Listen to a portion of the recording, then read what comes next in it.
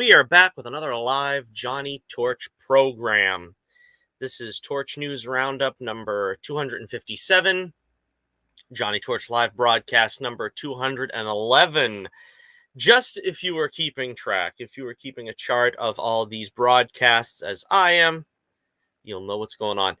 Welcome, everybody, to the show. Thought I had that already up, but I guess not. Okay.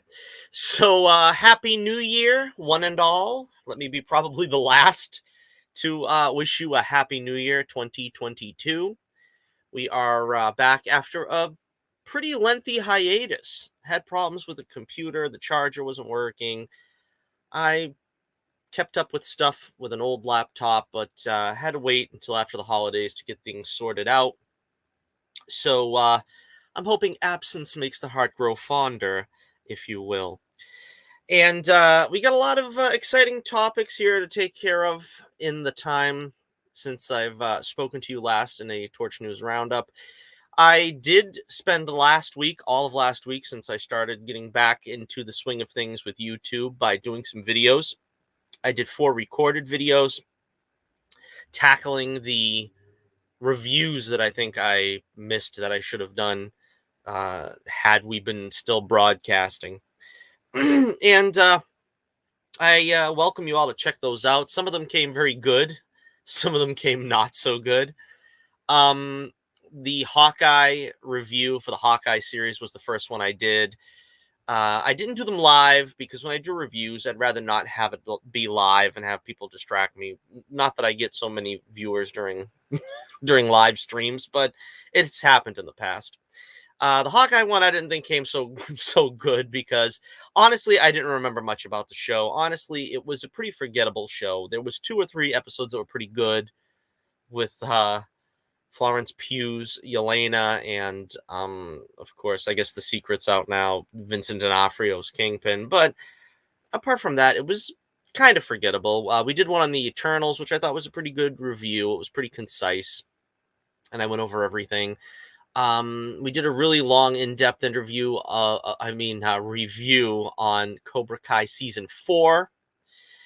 And it was just an excellent season. I loved it. If you enjoyed it as well, you might want to talk about it over in the comment section of that video. And, of course, Spider-Man No Way Home, which I really enjoyed. I thought it was great. And, that's coming from someone who pretty much hated the MCU version of Spider-Man.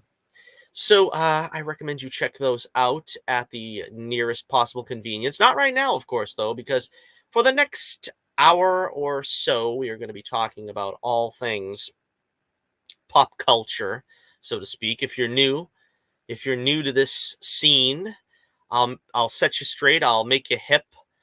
We talk about pop culture. We talk about sci-fi. We talk about comics, usually live action adaptions of comics, and the like, so forth. And I try to do reviews on these things. We got a couple more reviews I want to do coming up.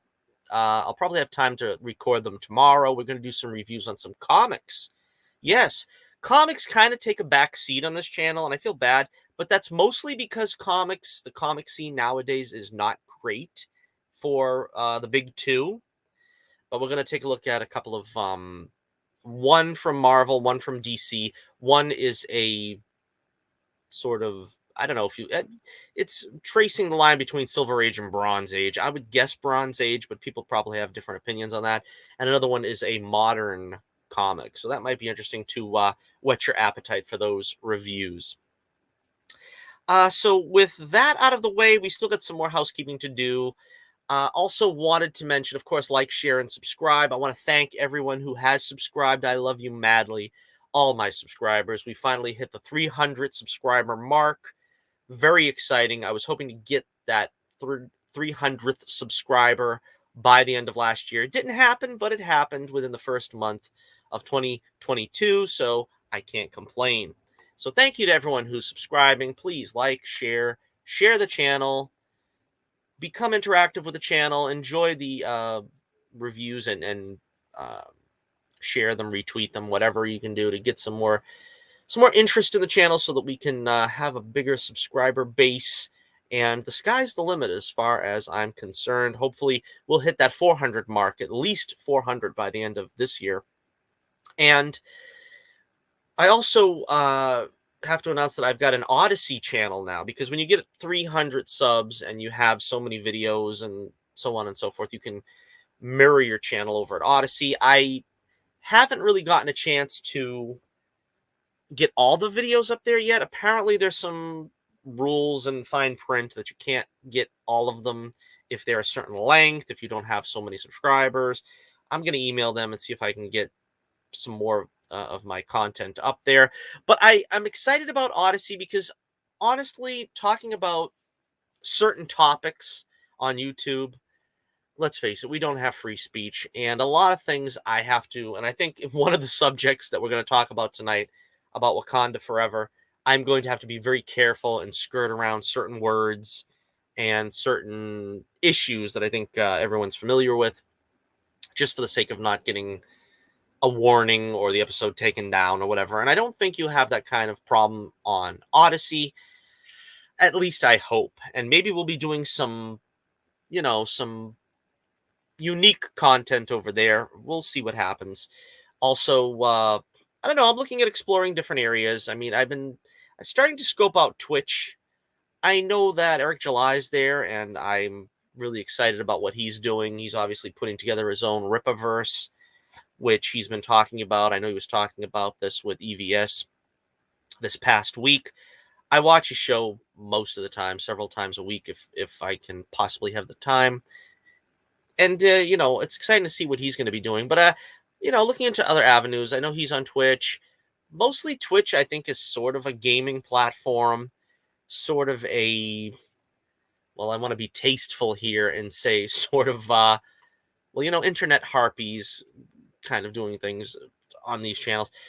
I don't know, but I'm looking into all avenues. So things are looking good. Things are looking promising on the live streaming front. We're going to try to reach a lot more viewers, and we're going to try to bring you a lot more content in this coming year. With that said, we also want to talk about the comic, The Adventures of Bullets, Bourbon, Private Eye. Please check the link in the description below, and you will see the website for The Adventures of Bullets, Bourbon, Private Eye. We have the 9th issue in the works, and this year marks the 10th big year of me being a comic professional, a comic book professional. And I'm extremely excited about this, to have been producing comics all this time. And I really want to be able to get these books out there in front of folks. And we're going to do a big push this year also to try to get the books in front of a lot more people. Some interesting things to note. First of all, the work on the book is doing very well. I was hoping it would be out by the end of last year or sometime at the beginning of this year. That is still the plan. I think it will be out before the spring. I think very likely it's going to be at the printer within a month. Again, I don't like making predictions, because whenever you make predictions, the unforeseen will happen. And you'll have to kind of retract it and say, well, no, it's not done now. It's going to take another month. But hopefully by late February, certainly early March, we're hoping to have it at the printer. I'm in the final stages of coloring the final page. Then we go through, proofreading, trying to make sure that all the bases are covered, that there's always like a corner of a panel that wasn't colored properly, or maybe some little bit of editing and inking that needs to be done digitally to sort of fix up something that wasn't completely perfected right the first time. A lot of stuff goes into this. So again, I don't want to rush it once the coloring is actually done. And I actually have to rewrite the last page, sort of the epilogue, if you will, and make sure that, because I pilfered some of the dialogue for the ending of issue 8, and I have to rewrite it so that we don't basically say the same lines of dialogue, because I felt it was more applicable earlier in the story. So, just got to sort of come up with a little something else for like 1 or 2 panels. It shouldn't take me too long, but I haven't really applied myself yet on that point. So please, whatever you do, make sure you keep a watchful eye on our website. a watchful eye on Twitter if you want to be kept abreast of the situation and when you can order these fine books. And of course, the newest to come will be In the Final Hours, the final chapter of the Family Jewels saga, a story in 3 acts. And of course, it takes place on a snowy rooftop. I think, I don't know if I had a chance to talk about this, but I really was excited finding the tools and learning how to create snowfall in the images, because that was something that was beyond me. And I was like, if I were to sort of draw the snowflakes individually and have to color them individually, I would have been in Bellevue. But fortunately, as always, I try to learn a new skill each time out, make the book look better, make it, as completely worth the price that I can, because I know that comics are expensive nowadays. Comics are expensive, and I try to price them literally as low as I possibly can. In most cases, I'm making little over $1 on these issues because I'm trying to keep the costs low, get people interested, and you can buy any issue in the Family Jewels arc for $5. Again, that like affords me, after like printing costs and so forth, a little over $1 usually in most cases. And all that money, of course, goes right back into the production of the comics. Like I said, 10th big year this year, and we are not going anywhere.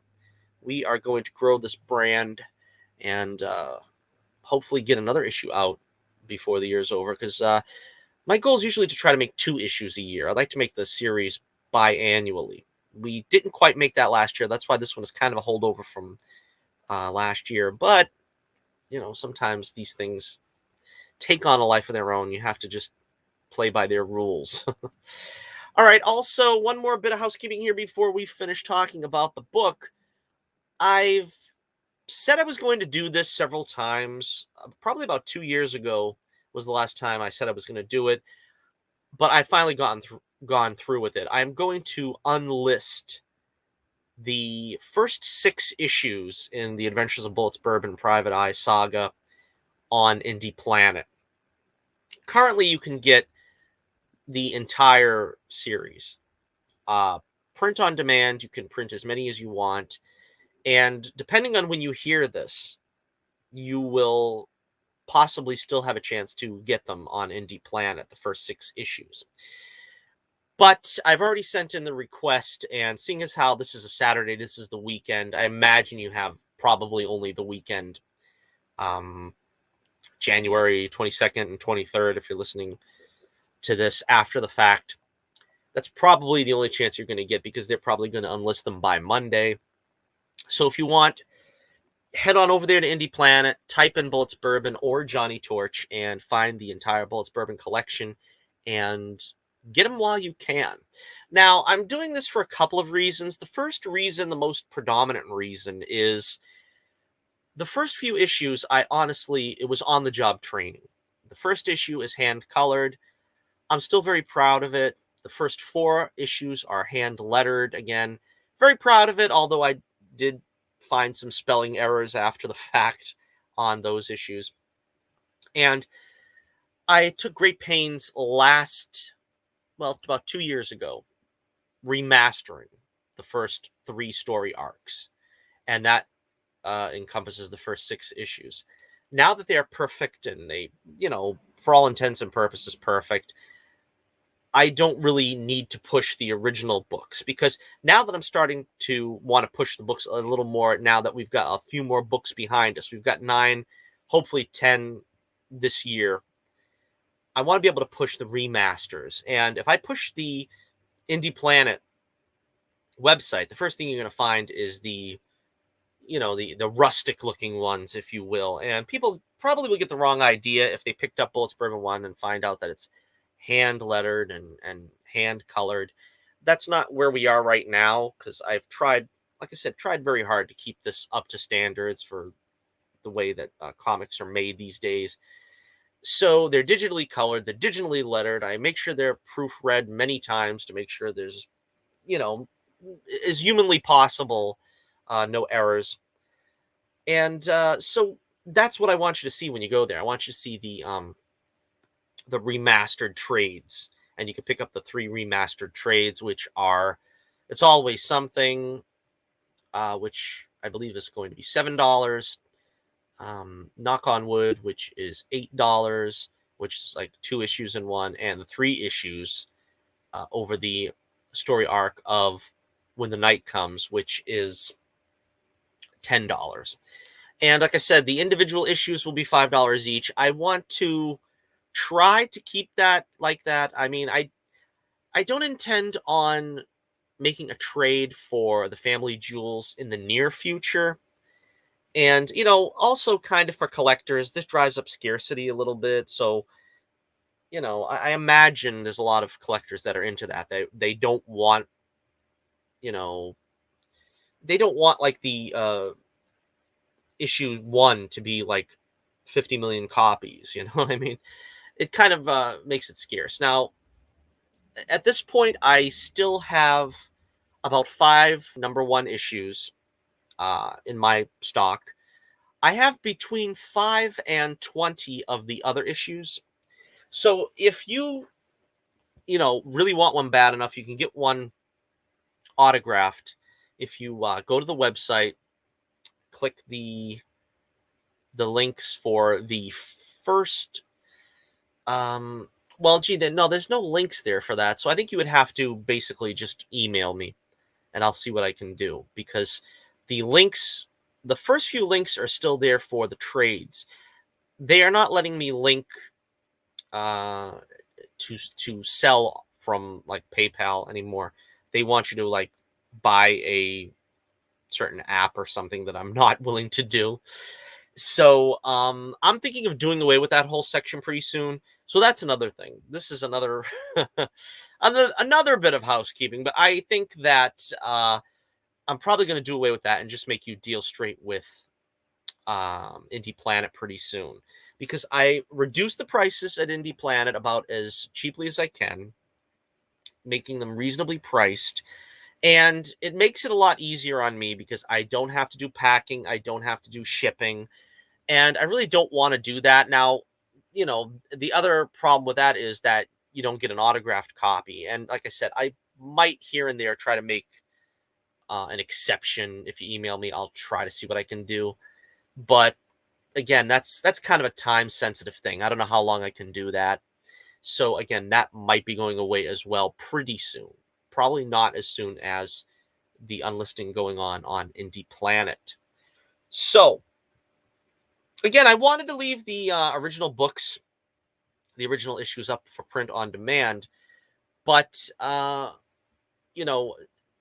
concern is basically you have to consider that you don't.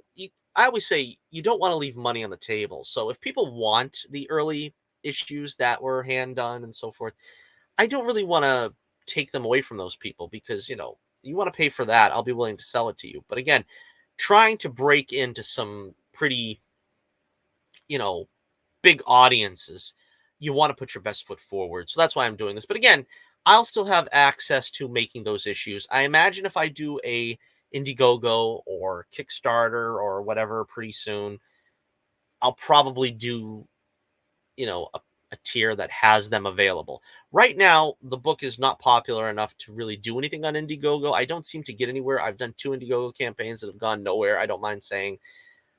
I don't really like the crowdfunding.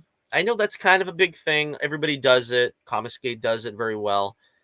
But the problem with doing the Indiegogo is you have to have a audience, or you have to be able to sort of sell yourself a lot easier than apparently I've been able to.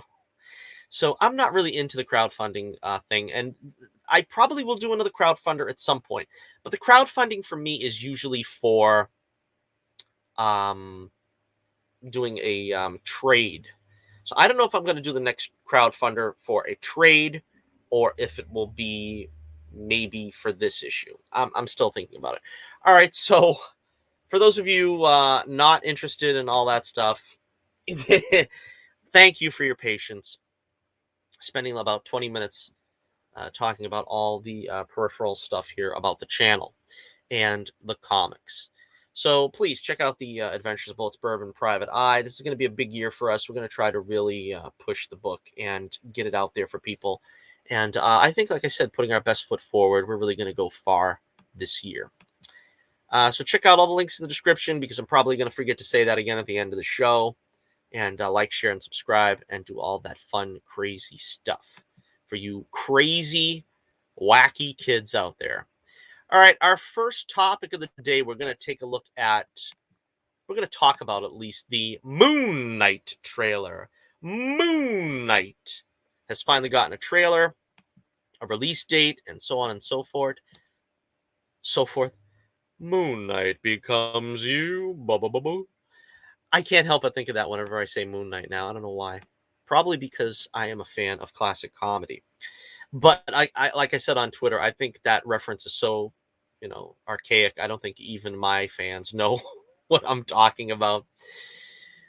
So the Moon Knight trailer debuted last week. Oscar Isaac playing the titular character of Moon Knight.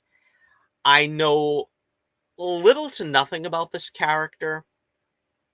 I know that he is like a schizophrenic, or at least that's what probably they would have called him back in the 80s when I was a kid and first learned about him. He has like 3 different personalities. He's like a cab driver that like lives on Skid Row. He's like a wealthy gambler or something. And he's also like a mercenary for hire. And somehow these 3 different personalities converge and make one superhero known as Moon Knight, which is, I guess, something about the powers of an Egyptian relic or something. Now, this is just me picking up bits that I remember from my childhood, really. Being a 10-year-old in, like, whatever it was, 1989 or something, reading bits and pieces of Moon Knight. I don't really know. I can't tell you what the original comics were about. Now, that may help in this instance to try to cotton to this show.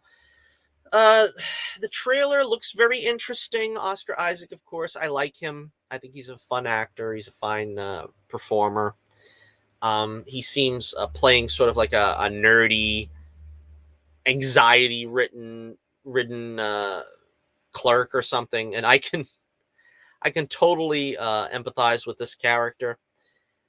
And I don't know. There really is like very little story-wise apart from that origin beat that he is going through this kind of dissociative personality disorder. And near the end, I think we see Ethan Hawke's character as sort of some kind of mystic guru. Kind of looks like, something that could easily tie into like Doctor Strange at some point. And I don't know. He gets into costume and beats on like some kind of demonic looking creature on the ground, and we see him stride toward the camera, looking like he stepped right out of the comics. This is honestly one of the best costumes I think the MCU has done. They've really managed to get a handle on things over the years. I mean, they've always been good at it, but I mean, really, most of the time now, you seem to see their costumes come right off the page. And this one, it looks a little bit more grimy. I mean, I think Moon Knight's a little bit a lighter shade of white there, maybe, but really comes right off the page as well. So what do I think? I am looking forward to it. The MCU television shows so far for me have been hit and miss. The best I think was Loki. I enjoyed it a lot. I think I don't know how it's going to be on a rewatch because I haven't rewatched it yet. I know there was some slow points. I thought it was engaging. The next best one was WandaVision, which I think was about equal with Loki. I think it was also kind of it was the fun of seeing the different TV shows that they were going through. And again, I don't know how that works out on a rewatch. Hawkeye was, again, serviceable. I don't know if it was as enjoyable as the other two, but they the part of the Hawkeye that was difficult for me was that it felt like they were trying to stretch out what would have been a good 2-hour movie into a, I don't know what it was, 7-part series, something like that. And I feel very strongly that that's what's going to be the case with this one. I don't know how many episodes this runs, but I have a feeling Moon Knight will be a much more interesting 2 to 3 hour movie or like miniseries that you can get it done in like 2 or 3 episodes. 2 or 3 episodes. I don't really see, needing a long origin for this character, but then again, I don't know this character very well. So I think if they drag it out long, like they kind of felt like they were doing with Hawkeye, it's kind of a disservice to the character, and it probably will be uninteresting. If they can jump straight into some action here and get us acclimated into the Moon Knight world pretty quickly, I think it'll be for the best. Otherwise, I don't know. It's just jump in the deep end and hope you can swim. That's kind of what I feel for this. I think it looks interesting. I think it looks really good, but I think it could also very easily be very confusing. And because the comic character itself is very confusing, but it could wind up being very confusing, and also the origin could drag out, and that's what I'm concerned about. All right, let's take a look at the synopsis, and I'll leave you with that. The series follows Stephen Grant, a mild-mannered gift shop employee who becomes plagued with blackouts and memories of another life. Stephen discovers he has dissociative identity disorder and shares a body with mercenary Mark Spector. As Stephen Mark's enemies converge upon them, they must navigate their complex identities while thrust into a deadly mystery among the powerful gods of Egypt. Well, again, that's interesting. Yeah, Mark Spencer. Yeah, that name sounds familiar. That was the character's name, I think, in the comics.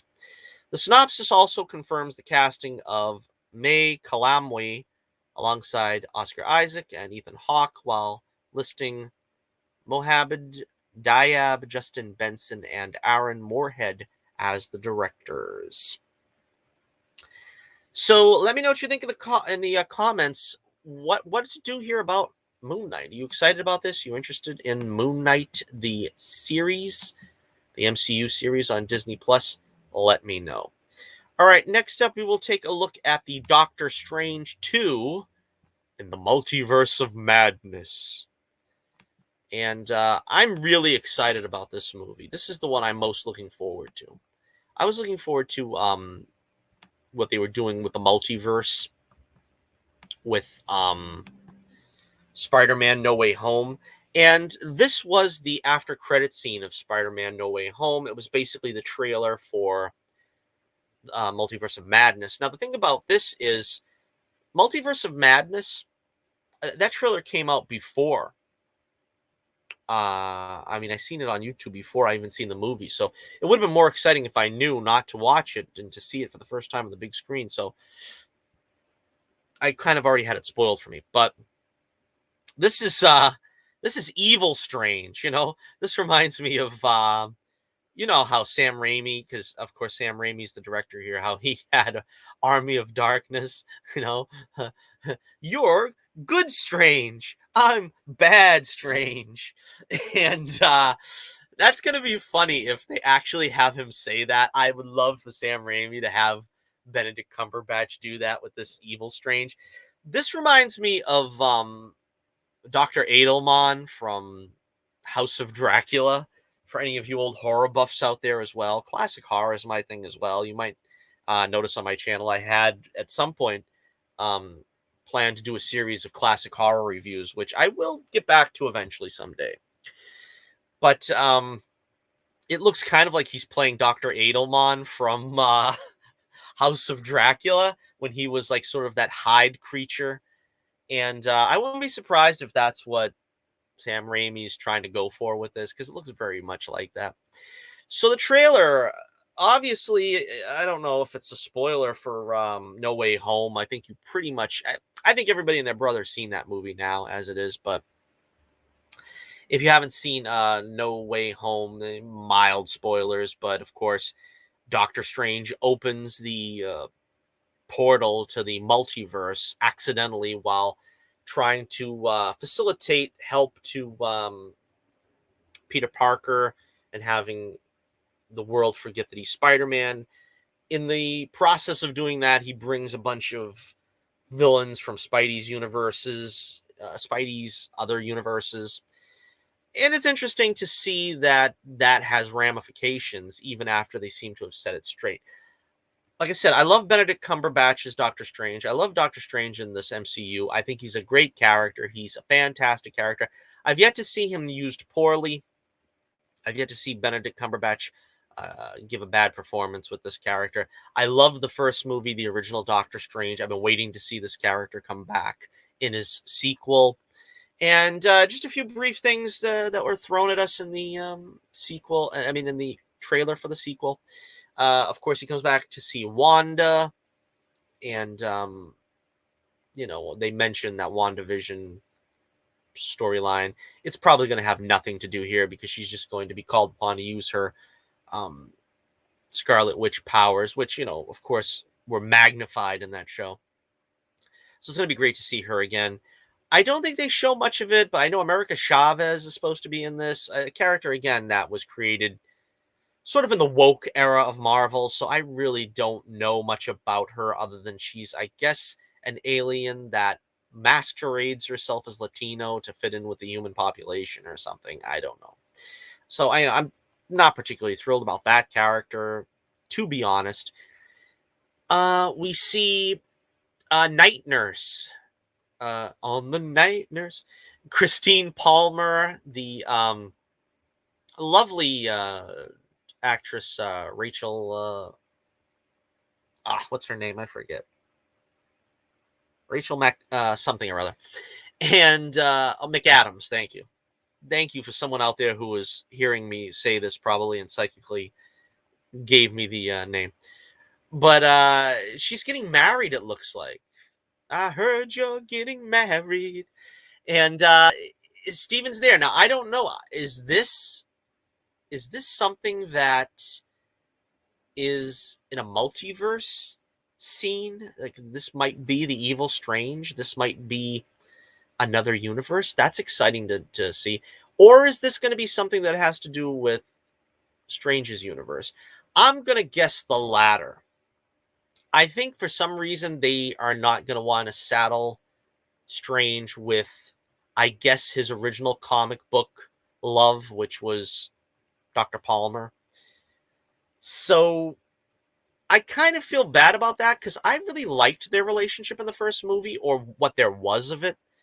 It was pretty much, it was more nuanced than what we usually have. And, for the fact that it really wasn't a love interest thing. It was more, she was like trying to be there for him and he just wasn't there for her. And I think now that Strange has had a lot more experience under his belt, they should be able to flesh out that relationship. But of course, it looks like she wasn't going to wait around. So again, I don't know, it's kind of disappointing. I don't want to see her written out of these movies, kind of like what they did with Thor and Jane Foster. I'm like, I don't know. They kind of unceremoniously write you out in between movies. Same thing with Betty Ross. I mean, Betty Ross, that really aggravates me because I'm a big Hulk fan. And I love that first movie, The Incredible Hulk, the MCU one. But they still haven't brought back Betty Ross. And I don't know if they will because of the rights issues when it comes to Universal having some kind of stake in a Hulk movie. Apparently they probably can bring her back in the She-Hulk series. I'm hearing, rumors that might be happening. I don't know. But also Baron Mordo, hopefully he'll finally get his title Baron in this one, is back. Chiwetel Ejiofor. And he looks like he's let his hair grow long in the intervening years since the first Doctor Strange film. And where we left him was kind of interesting, Mordo, because he kind of was like, he's like, I'm above all you clowns, and I don't trust any of you clowns to do this stuff. Also, we have Wong being the Sorcerer Supreme, Where does that leave Doctor Strange? If you haven't seen, again, No Way Home, I don't know if that's a huge spoiler for you, but I really want to see Strange get that mantle back. I mean, I got nothing against Wong, but I mean, come on, this is Doctor Strange. We don't have a comic called Wong, Sorcerer Supreme, or if they did do one, it was a one shot. So hopefully he gets the mantle back in this movie. I don't know. Maybe this is the reason why he doesn't have it, because he's going to sort this problem out first.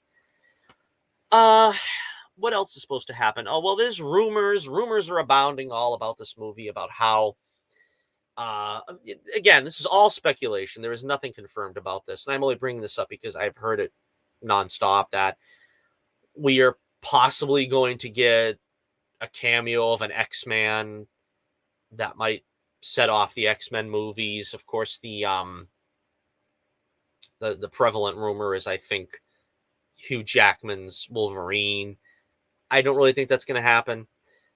Um, Tom Cruise's Iron Man has been speculated on many times. I don't see why you do that, to be honest with you.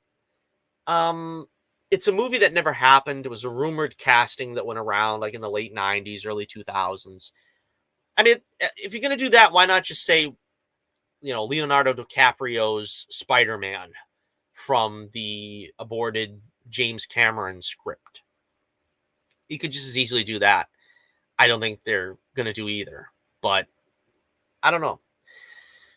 And if they do, it's like just showboating at this point. I mean, oh, Tom Cruise wearing the Iron Man costume. We don't know him from a hole in the ground. He's from another universe. I mean, if they built a plot point around him, maybe. But even there, I don't see it. What else? I mean, I guess there's been rumors also that the Fantastic Four might have cast the Fantastic Four movie, because, of course, Mark Watts, I believe, no, John Watts, is going to be directing Fantastic Four for MCU, and they may have hired a Reed Richards that will show up in this one. What's that guy's name? They're already speculating he might be John Christensen or something. I can't remember his name. He wouldn't be a bad looking Reed. I'll throw my support behind him. He looks fine. And I think Daredevil, played by Ben Affleck, has also been rumored. I don't think any of these characters are going to show up.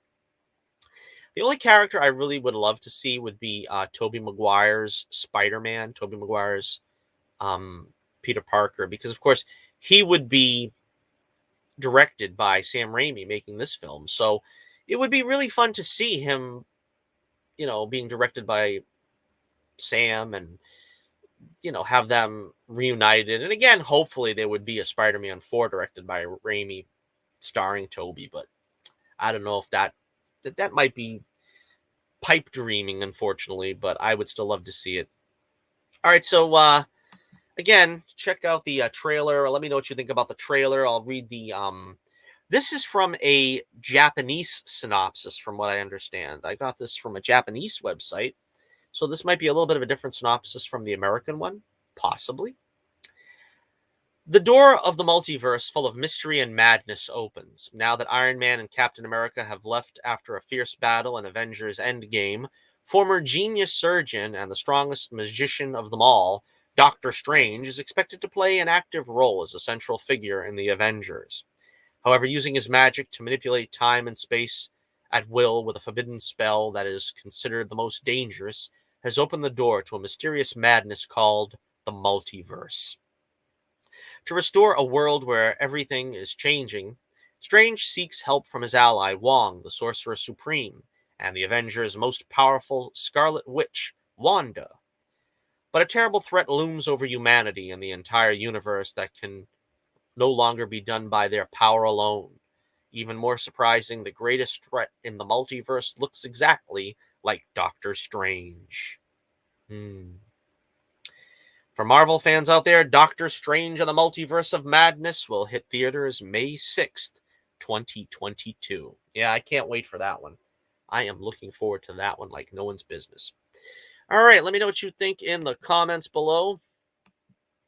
And moving right along here, moving on. We'll switch gears. We'll talk about,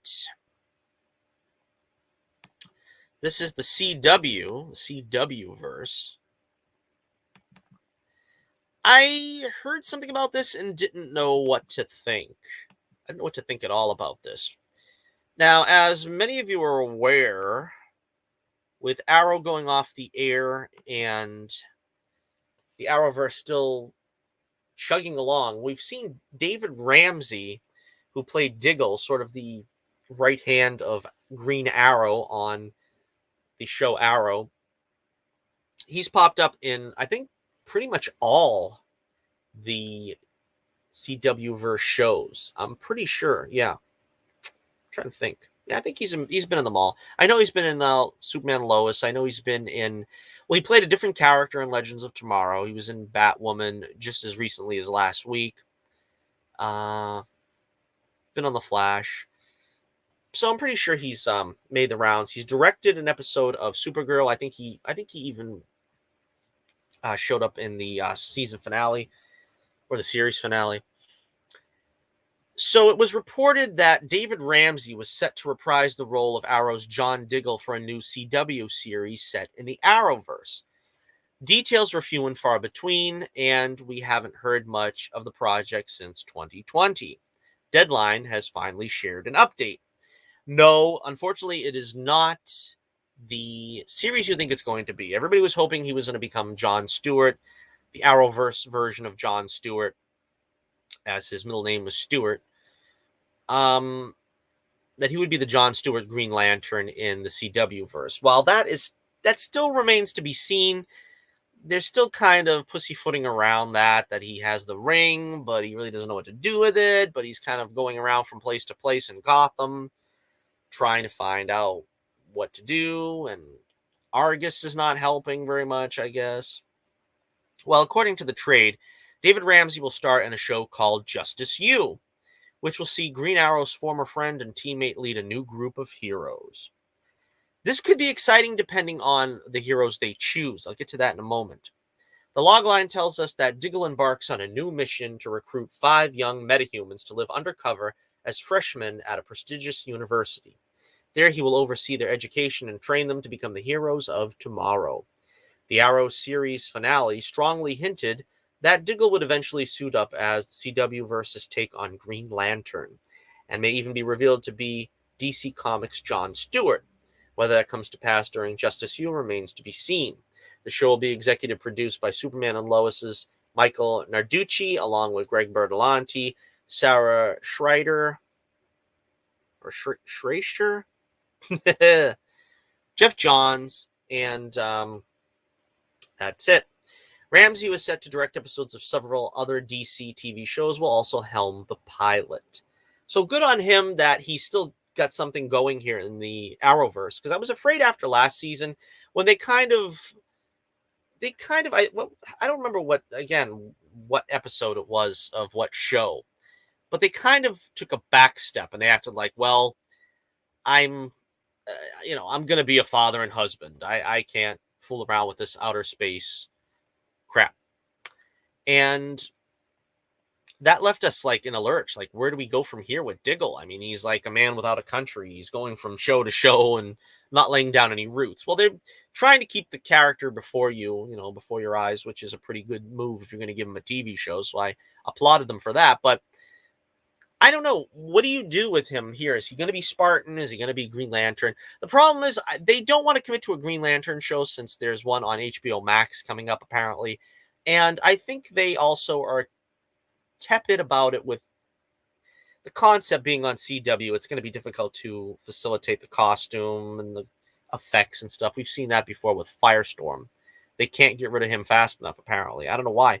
I mean, the Flash, you would think, has a lot of effects needed, and Legends has a big effects budget as part of their thing as well. But now this is where I'm interested. Now, what interests me is if he's recruiting these characters, are these characters we've already seen? I would like that, because we already laid the groundwork for Green Arrow and the Canaries with Mia And if they could get her on the show, I would be really excited because she would be learning under Diggle, and that would be sort of like another connection to the Arrowverse that would be welcomed. How they can do that, I don't know, because there's a lot of stuff going on. They still haven't resolved the cliffhanger from that pilot of her brother being missing or whatever, and I don't know if them being in another timeline might make havoc with the storyline. I'm not sure. Then you also have Painkiller. You have Painkiller. You have probably Thunder. I don't know if you get China Anne McClain back to play Lightning, but you could get those two actors back. Again, they're talking about a university. I guess they would probably still fall under college age because they set up Painkiller for a spinoff that never happened as well, and you could probably do something with him here, and definitely Thunder. That's 3. 4, we've got the new Atom, because apparently there's going to be another Atom because they kind of unceremoniously gave Brandon Routh the walking papers. They showed him the door. They gave him the gate. They fired him. Well, we'll retract that last one. They just, you know. So that would be a 4th one. I think they could do that pretty easily, fit him in, because they've been sort of hyping him a little bit, especially lately with the Armageddon crossover. And finally, for the 5th one, I would suggest, how's about Mick's daughter? Remember Mick's daughter from Legends of Tomorrow? Now, that's the one that's a stretch. I realize that fully, because I think last we seen her, she was going to have a baby, and she never showed any signs of, being a metahuman or something. So I don't know. I don't know if that works. But yeah, those characters might work. Now I don't know. Now again, Adam, I don't know if he's a metahuman. If that would work out here.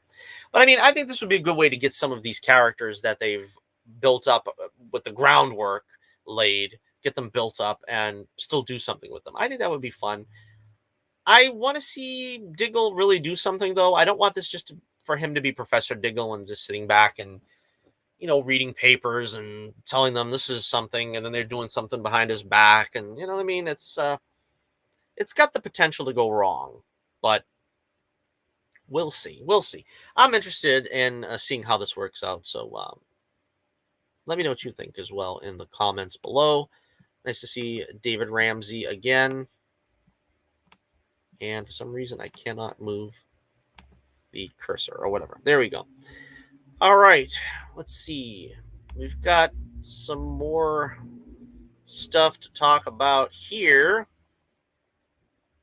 with the woes and tribulations of Wakanda Forever, unfortunately, continue on. Now, not long ago, we were told that Letitia Wright had a stunt injury. She went back to London.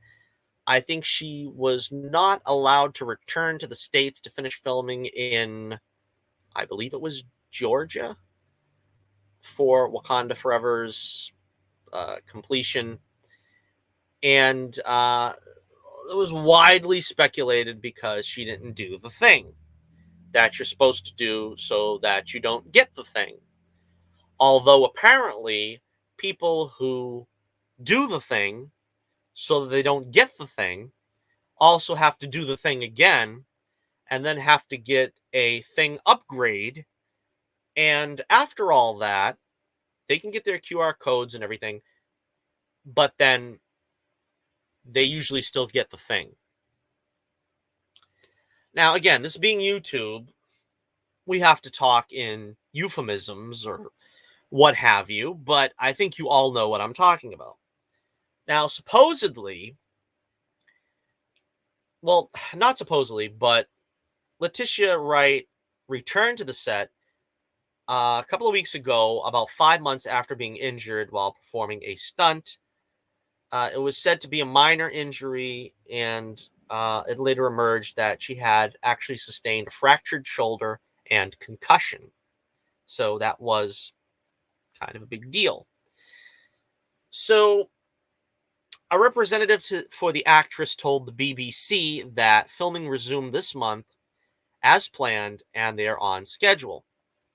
Now, we're pretty much left in the dark about this. A lot of speculation has come that Letitia Wright has openly spoken on set that she is against taking the thing for the thing, and that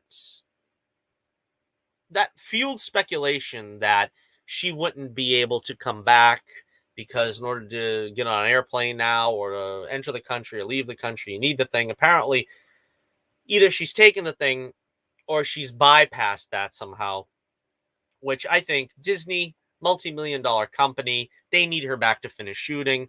They'll find a way around that. I think so. I mean, if you look at the NFL playoffs, which are happening right now, and as a matter of fact, this is an exciting game I'm missing because of you guys. 16-16 in the 2-minute warning. I don't know. Bengals and Titans. I try to keep one eye on the screen, but they're even stopping testing now in the NFL playoffs because they don't want daily testing because they know they're going to ruin the playoffs by people getting the thing, whether or not they've taken the thing. And Aaron Rodgers, of course, very publicly said, I am not taking the thing. He still got the thing and had a case of the thing, but got over the thing in record time. So again, this world we live in, it is just becoming problematic to live and work and play, enjoy life when they are trying to make you jump through so many hoops that you, as a free person, particularly in the United States, shouldn't have to do. And again, these QR codes and things, it's getting in the way of a lot of stuff. And I don't know exactly what the case is with Letitia Wright, whether she did it or not, did the thing.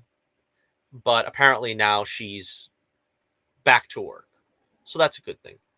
Now, also coming out within about a week ago, several cast and crew members, including Lupita Nyong'o, also were found to have or suffer from the thing. They're saying that it will not be a long shutdown, but the project was shut down again, and they'll resume within a week, which may have been a week ago, so it could be now. But again, this is the thing. There was no speculation on whether, apparently it was okay. Lupita Nyong'o probably got the thing. She still got sick. She got sick with the thing. And isn't it funny how you could still take the thing apparently several times over with upgrades and whatever and still get the thing? But we're worried about Letitia Wright and her bodily autonomy if she doesn't want to take the thing. And we talked about this literally in the last Torch News Roundup we did, that people were calling for her to be fired. That they wanted to redo the whole movie without her and maybe recast T'Challa, maybe give the role to somebody else, maybe to M'Baku. And it's really ridiculous because it's just this crazy world we're living in now where all these regulations and hoops that you have to jump through are causing all this difficulty. Now, if she indeed, and I may have said this last time too, but if she indeed didn't want to do the thing, if she didn't want to take the thing, that is her right. You have no right to take a job away from her, ostracize her. I mean, as far as I know, Letitia is not really that vocal about things. I mean, if she says something, or if she has said something along the lines of not wanting to take the thing, it's barely come out. It's come out secondhand, maybe. But very little has been said of her about this, as far as I know. And again, it's a witch hunt. It's always turns into a witch hunt because you have your own mind, you speak your own mind, you believe a certain way, and you take a look in the cases of The Thing. You take a look at the dangers that apparently are from taking it, as opposed to the dangers of not taking it. And I'll let you decide by looking at the statistics, but it certainly comes down more on one side than the other. So let me know what you think in the comments below. I don't know what the situation is going to be going forward, but apparently I don't think they're going to fire her. I don't think they're going to reduce her role either. I think they're going to go along as planned. But I think what's going to happen is, come what may after this movie, I think the Black Panther universe is going to be sidelined for a while. I think they're going to see what happens with this movie, how people react to it. I think they're going to take a long look at what they want to do going forward with this franchise, because it was a very promising franchise until the unfortunate passing of Chadwick Boseman. And again, he was fantastic as T'Challa, the Black Panther, and Pitch Perfect. Could have seen this being a very lucrative franchise going forward with him. Without him, I don't see this really going forward, with much success. They're suggesting maybe Namor will be in it, and that might, sort of be a spin, to sort of spin something off into a Namor film, or perhaps with the Fantastic Four. But again, that's all very speculative of what they can do from here on. We'll have to see. All right. Next up, there was a lot of hullabaloo done with Batgirl, the Batgirl movie being announced that the costume was released. And this is the Batgirl costume. This was the speculation of ridicule for a lot of people. And I have to say, I'm always a straight shooter with you folks. I hate the casting, but the costume isn't that bad. This is apparently a cross between the most recent Batgirl costume in the comics and the famous Batman.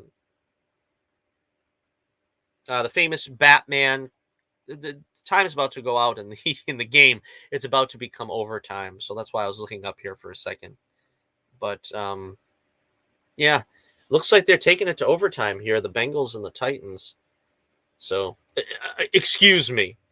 But yeah, this is the Yvonne Craig costume as well. It looks like a very pitch perfect depiction of that Yvonne Craig costume from the Batman TV show, which I thought was a very good costume.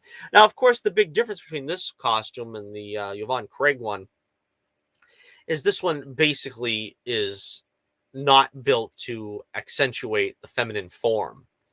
I mean, they look like they've kind of given her like some kind of bulletproof vest or something, some kind of Michelin Man material there. So, but again, unfortunately, we're never going to get back to that. I hope we do in, my lifetime, but I doubt it's going to be anytime soon. And again, the costume, I don't think looks that bad. So a lot of people complaining about it. It's just very difficult to fathom what they want to see more in this, other than maybe it should look a little more feminine. The shoes there look pretty stupid. I don't know if that's part of the comics, but the shoes don't look like they're part of it at all. Yeah, the shoes just look ridiculous. So, anyway, let's see. Batgirl will also star J.K. Simmons as Jim Gordon, Brandon Fraser as Firefly, and Jacob Skypo in an undisclosed role. Set photos indicated he might be Tony Bresci, though he does appear to be a friend of Batgirl's. It's also been confirmed that Michael Keaton's Batman will appear. This is pretty interesting because why they're choosing to put this in the universe of Michael Keaton's Batman, I have no idea. This kind of makes no sense. Of all things to set this up with Michael Keaton's Batman, maybe he is just kind of traversing the multiverses and are going to try to pluck her out to join some kind of team or something. Or this could be the 89 Batman verse. I don't know. It seems pretty ridiculous. Again, this this um this film really doesn't hold any interest for me. I honestly am not interested in what they do with this version of Batgirl. I mean, as long as they're going to continue to do these kind of race changes and crazy things like that, I am just not interested. So let me know what you think in the comments below about Batgirl, the new film. Let's see. This also came out from the Batgirl shoot. I found this pretty amusing. Brandon Fraser is apparently going to play Firefly, and he looks utterly ridiculous here. I'm hoping this is not him in his Firefly costume, but he looks like Jerry Lewis here to me. You know, oh lady, oh Batgirl. I don't know what the heck he's doing here. But apparently this is rich. I don't know. This is on the set of Batgirl. And it looks like, if I'm to guess, I seen footage of this, and I think he's running out of a smoke-filled room. And I'm imagining before they shout action, they got Brandon Fraser.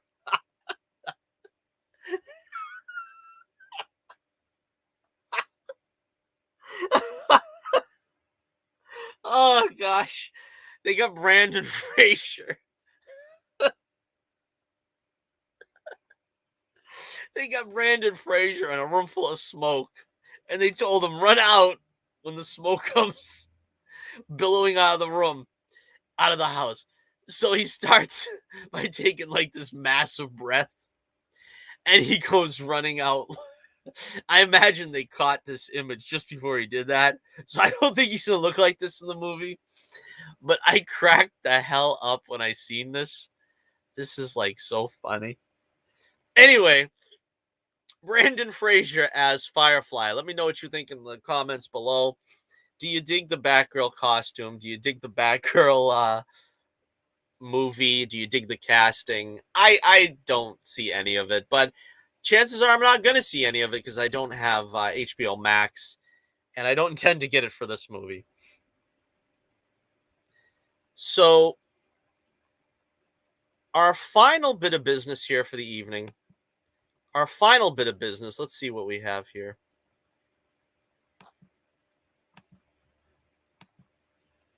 Batman's screen, oh, I should say, excuse me, the Batman's screen time, running time, I should say, has apparently been released. I'm just looking up once again. The Bengals did pull out a last-second victory with a field goal. I didn't see how long of a field goal it was, but yeah, the Bengals are going to the playoffs, baby. They're going to the championship round, I should say. So, something very exciting for Bengal fans, and I actually had the Bengals in this game. I thought they were going to win. Of course, it's usually a bigger deal to say that before the game, saying it after the fact. But yeah, I'm looking forward to seeing the next game tonight, Packers and 49ers. I got the Packers in that one. All right, so it was confirmed that the Batman will have a runtime of 2+ hours, 55 minutes. So this will be a nearly 3-hour-long Batman movie. Now, I think the record was held by The Dark Knight and The Dark Knight Rises, both being 2 hours and 45 minutes. So this is definitely the longest Batman movie at 2 hours and 55 minutes. Apparently, it's 2 hours and 47 minutes with 8 minutes of credits. This is officially the second longest superhero movie behind only Avengers Endgame. The question is, does it need this long of a runtime? I doubt it. I think, of course, they've got a lot of storylines. Apparently, if they're going to give the Penguin a good storyline, they're going to give the Riddler a good storyline, and they're going to give Catwoman a good storyline. Maybe it justifies the screen time, this run time. But honestly, I I don't think they need it. I think that brevity is the soul of wit, as the Bard once said.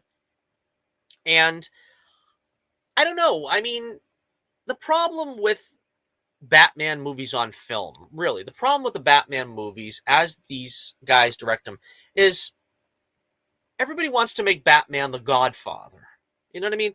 This is going to be this big, huge, ambitious project, and it's going to be the past of the Wayne family, and it's going to be, this weird Zodiac killer version of the Riddler, which looks ridiculous, and the Penguin is going to be some kind of figure, and we've got to see the story of Catwoman. But honestly, brevity is the soul of wit.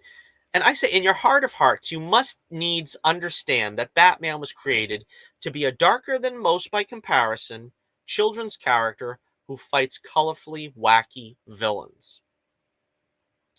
Now, the problem comes with, you know, in recent times, starting with Nolan and then under Snyder, they want to put Batman as this Lawrence of Arabia, the Godfather, Tale of Two Cities character that is like needs an epic, you know, 25-part miniseries.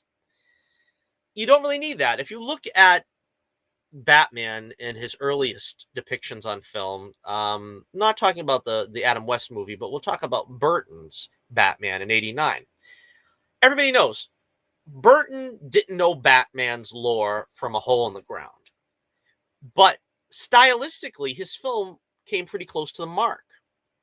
He knew it was supposed to be a damn cartoon. And that's the tact he took, and it showed stylistically. You could tell it was colorful. You could tell the Joker meant business. He was killing people. But it was fun. It was colorful. There was entertainment factor. There was amusement at the Joker's doings. You could tell that Batman was cool to look at. He had the yellow symbol on his chest still. It didn't meld into the background. He had it as a branding on the Batmobile. He had it in the Batcave. He had all kinds of gadgets and gizmos that were, branded as Bat technology, sort of. So Burton didn't know anything about the character, but he knew the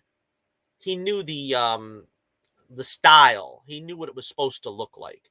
And we still have the best Batman costume, I think, bar none, in the Michael Keaton Batman. So again, as much as I criticize Burton, it was only because he had style where, Nolan had substance. But Nolan didn't have the style that Burton had. Joel Schumacher came pretty close stylistically to what the Batman's supposed to be. If he'd have made the film about 34% less homosexual, Batman Forever would be a perfect Batman movie, stylistically. Because again, they went back to the original look of the Riddler. They try to do their version of Two-Face left a lot to be desired, I know, but they tried to do a version that kind of looked like what you would find in the comics. Again, the problem is, after 55 years, the colorful Batman still carries the stigma of being camp, and that's largely on Schumacher's shoulders, because the excesses that he began with in Batman Forever just grew exponentially in Batman and Robin. And again, it set Batman back from where we brought him with the Burton films, with a colorful but, sort of grounded Batman. Then when they took that step back with Schumacher and making it even a little more colorful, that's when they brought it back to ground level, to the ground floor, and starting over with it being completely grounded. But the problem is with that is, if Batman the Animated Series taught us anything, it's that you can do the colorful stuff with some gravitas. You don't need a Joker who smears makeup on, or a Riddler wearing a raincoat or a trash bag over his head to achieve some form of realism. That was never part of the world in the first place. I've said this many times, and I'll continue to say it to my dying day, but Batman is a colorful children's character that people are trying to impose their sense of realism, their sense of grittiness to. I mean, look at all these characters that Batman faces in his universe, let alone Robin and Batgirl. Just look at some of these villains. Poison Ivy, an eco terrorist that seduces men. You can't do that anymore. The Joker, a lethal clown. He's supposed to be funny. You're supposed to laugh at the Joker, not be terrified of him. Until, of course, he kills somebody, and then you're like, wow, where did that come from? The Penguin, he's a mob boss that looks like a goofball with a long nose and a pot belly and, a trick umbrella that he uses to unsuspectingly, dispatch his adversaries. Catwoman, a cat burglar who actually dresses as a cat. Batman dresses like a bat. This is not supposed to be, The Godfather, The French Connection, War and Peace, whatever you try to put it into that pigeonhole it into that slot. You have to pay homage to the original roots of the thing, which was a guy wearing a bowler derby and question marks all over his green suit. That's what the Riddler is. He's not a guy in a slicker and a garbage bag. He's a guy that's so OCD that he cannot commit a crime without leaving a clue because he wants the notoriety. He wants the infamy. He wants to challenge the police to stop him. And then at a certain point, Batman becomes his fixation and he wants to defeat Batman on the mental plane. This is all this stuff that you can do with a colorful background, with a colorful, palette, with a color palette that is not just the grim and gritty, the blacks and darks, and not, getting into the greens and the purples and the blues. For some reason, Hollywood is not willing to do that yet. And I don't know what it's going to take for it to get there. Again, I'm not going to see the Batman, not at the movies at any rate. I mean, I don't know when I'll see it, probably at some point. I imagine I will. But I'm not going to see it for race-changed characters. Jim Gordon and Catwoman race-changed. I'm not going to see it, especially for reasons of the Riddler looking trash. You're not going to get my money if you're not going to impress me anymore. I mean, I think Robert Pattinson has a chance. He's a decent actor. The costume for Batman looks great. I liked the Batmobile. Some people don't. I think the Batmobile looks great.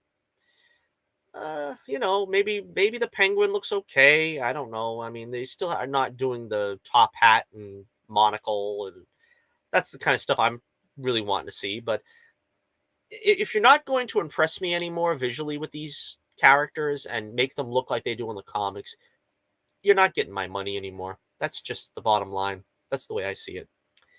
So, once again, let me know what you think in the comments below. Are you eager for a 3-hour-long Batman movie? Let me know in the comments below. And that about wraps it up. We went a little bit longer here than I expected, but the first segment went a little long. Thank you for joining me here on the only way to spend your Saturday here with us on the Johnny Torch program, the Johnny Torch live broadcast. And like I said, check out the links in the description below. Keep abreast of all the news in the Bullets Bourbon universe by following me on Twitter and ordering the books at my website. You can, of course, share and make sure that we get that subscriber count up. I'm looking forward to doing some more videos for you this week. I'm pretty sure I'm going to have some time to do those comic book reviews coming up sometime this week. And of course, another live stream will hopefully be in the works next Saturday. And so until next we meet, this is Johnny Torch reminding you once again, keep the flame burning brightly, and I'll be with you again real soon.